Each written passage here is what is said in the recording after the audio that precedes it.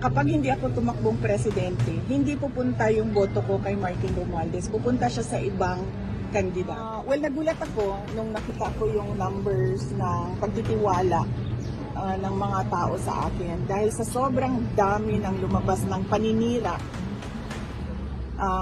sa kung saan man, galing sa mga politiko, galing sa social media, lahat, all sides, merong paninira. Nakakagulat na tumataas yung numbers at naisip ko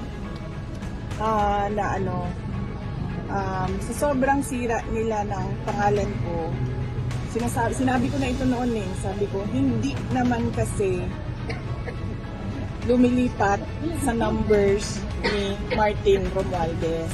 Kasi nga, sinabi ko nga din noon na kapag hindi ako tumakbong presidente, hindi pupunta yung boto ko kay Martin Romualdez, pupunta siya sa ibang kandidato. Dapat naiintindihan nila yan ngayon. Pero syempre hindi nila maintindihan yan kasi mga brilliant lang na mga tao po ang nakakaintindi na saan ba pupunta ang boto. So maraming salamat. Magandang umaga.